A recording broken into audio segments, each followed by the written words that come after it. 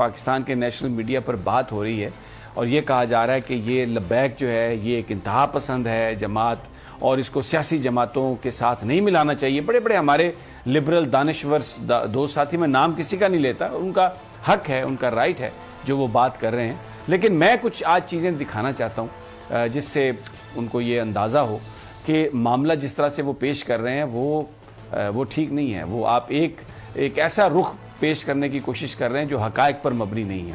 سب سے پہلے تو آ جائیں کہ جناب یہ جو دھرنے تھے یہ کیوں دیے گئے. سب سے پہلے کہ یہ جو مارچ کیے تحریک لبیک نے، کیا یہ واقعی وہ سٹیٹ کے خلاف بغاوت تھی؟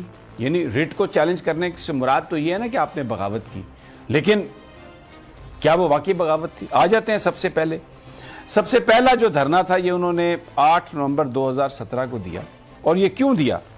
یہ اس لیے دیا تھا کہ جو قومی اسمبلی کے اندر جو نامینیشن جو پیپرز ہیں اس میں جو کچھ سیکشن ہٹا دیے گئے تھے جن کا تعلق ختم نبوت سے تھا، اور یہ ڈیمانڈ تھی تحریک لبیک کی کہ وہ جو قانون میں آپ نے تبدیلی کی ہے رات کی تاریکی میں چوری چھپے، جس کو بعد میں یہ کہا گیا کہ جناب یہ ایک ٹائپ کی مسٹیک ہو گئی تھی، وہ ٹائپ کی مسٹیک نہیں تھی.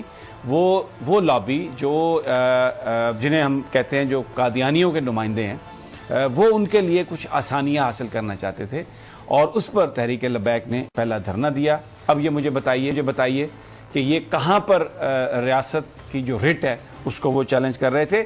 حکومت نے اپنی غلطی مانی اور زاہد احمد استعفیٰ دینا پڑا.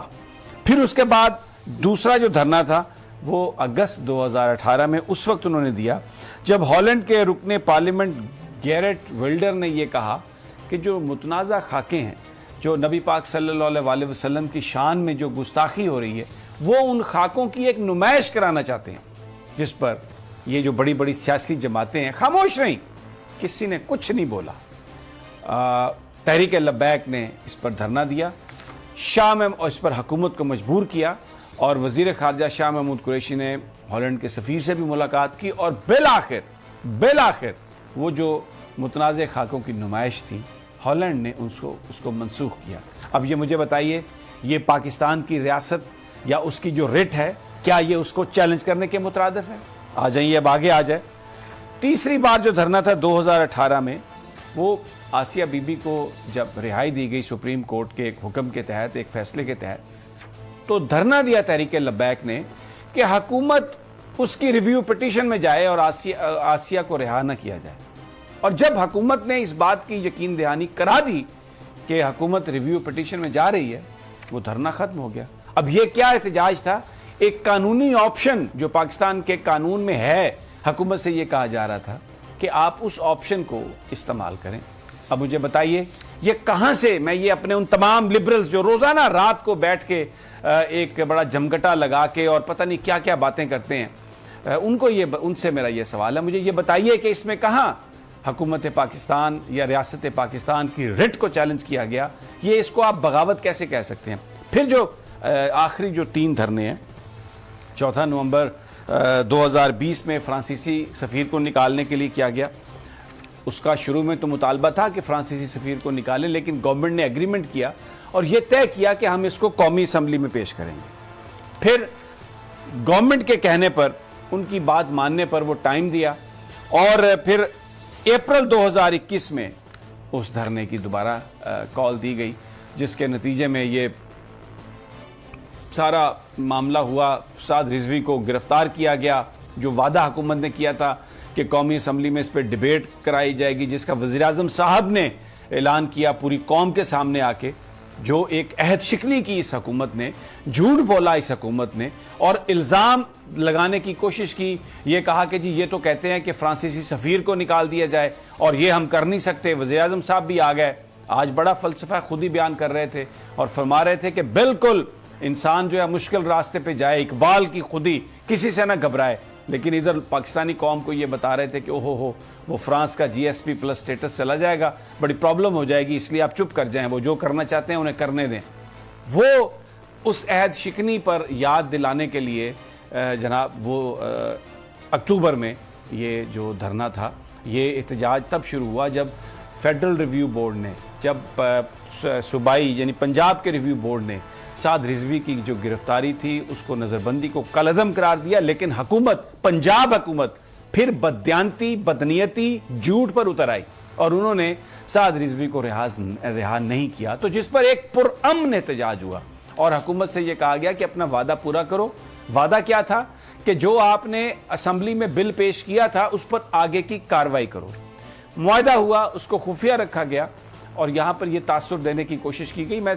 مجھے بڑی حیرت ہے، وہ بڑے قابل احترام ہمارے جو ہمارے ساتھی وہ اس قدر بھونڈے انداز میں گفتگو کر رہے تھے اور یہ کہہ رہے تھے کہ یہ اگر فرینچ سفیر کا اصل نقطہ تھا، اگر اس سے پیچھے ہٹنا تھا تو پھر یہ احتجاج کی کیا ضرورت تھی، یہ تو نبی پاک صلی اللہ علیہ وسلم کا نام لے کے آپ نے سیاست کی۔ یعنی جو وہ الزام لگا سکتے تھے انہوں نے الزام لگائے اس تحریک کو جو ایک سیاسی تحریک ہے، اس لیے کہ یہ علامہ ہی کہتے ہیں کہ اگر آپ دین کو سیاست سے جدا کر دیں تو پھر وہ رہ جاتی ہے چنگیزی۔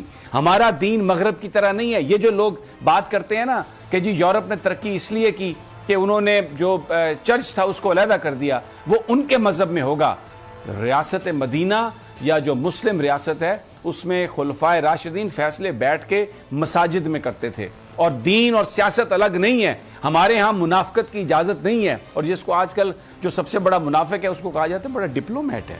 یہ تو بڑی کمال کی بات ہے، یہ بڑا سیاستدان ہے۔ یہ ہمارے دین میں اس بات کی اجازت نہیں ہے۔ سچ حقیقت اور یہ جو کہانی کہ جی آپ یہ ان جتھوں کے آگے، یہ جتھے نہیں ہیں۔ 23 لاکھ ووٹ لیے انہوں نے پاکستان کے الیکشنز میں، اور اب خطرہ یہ ہے کہ آنے والے انتخابات میں اب یہ پولیٹیکل پارٹی کے طور پر یہ ایکٹ کریں گے تو انہوں نے ایک میسج دے دیا ہے کہ ہم کبھی یو ٹرن نہیں لیتے، ہم جس بات پہ کھڑے ہیں میرے آقا محمد مصطفیٰ صلی اللہ علیہ وسلم کی ناموس، اور وہ ناموس صرف خاکوں تک محدود نہیں ہے، مینیفیسٹو ہے۔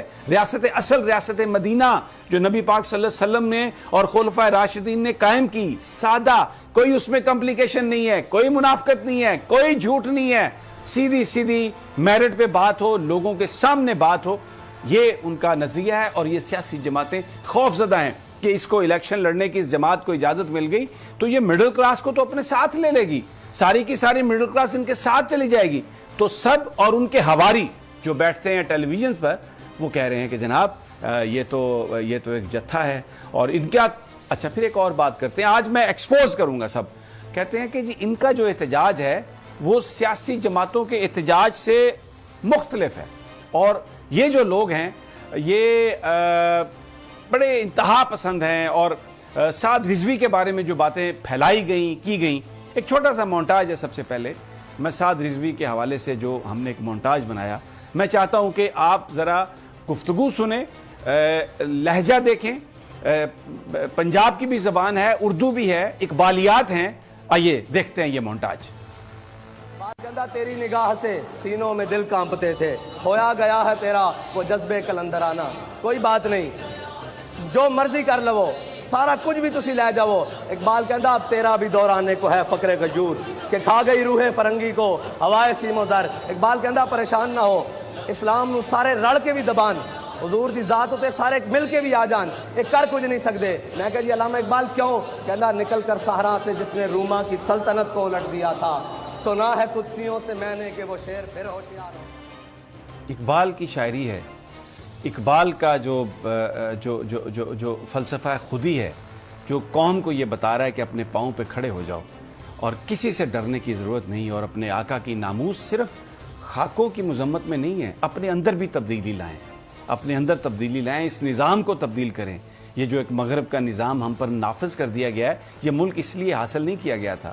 یہ ایک سمپل سا میسج ہے۔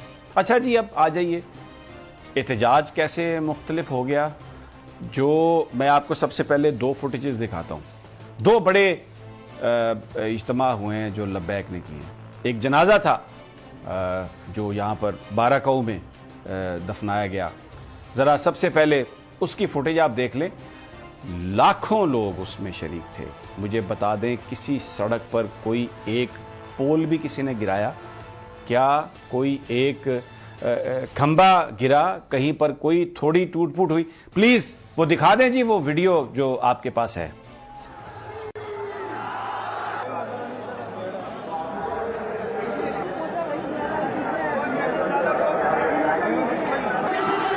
ادھر سے گزرتا ہوا بارہکہو میں گیا اور یہ پھولوں کی پتیاں ہیں, کسی کے ہاتھ میں لٹھ نہیں ہے.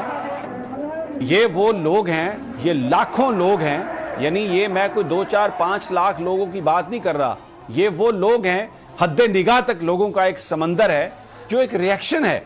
یہ ریاکشن جو ظلم ہو رہا ہے, یہ ریاکشن جو اس وقت ملک میں ناانصافی ہے, یہ اس کے خلاف ہے.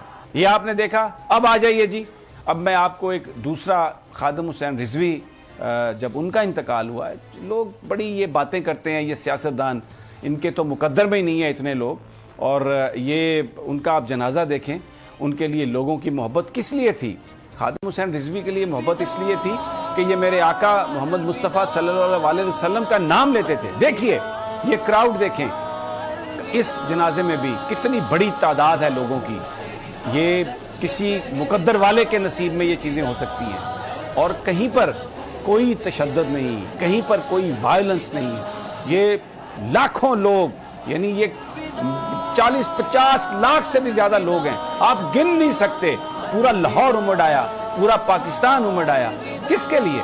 میرے آقا محمد مصطفیٰ صلی اللہ علیہ وسلم کے نام کی برکات ہیں. اور اگر قوم اس نام پر اگر آج اکٹھی ہو جائے اور یہ فیصلہ کر لے کہ ہم نے کسی کے آگے نہیں جھکنا, یہ کیا بیچتا ہے فرانس اور کیا بیچتا ہے یہ کوئی جذباتی بات نہیں ہے.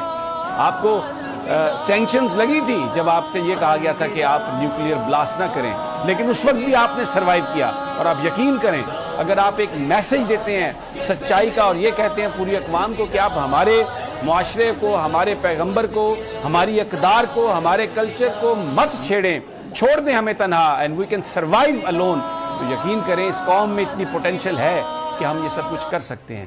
یہ میں نے وہ مناظر دکھائے ہیں جس سے یہ خوف زدہ ہیں کہ یہ اتنے لوگ اگر یہ ووٹ دے دیے انہوں نے تو یہ تو حکومت میں آ جائیں گے, ہم کدھر جائیں گے. سبسکرائب کریں اور بیل دبائیں تاکہ کوئی خبر رہ نہ جائے.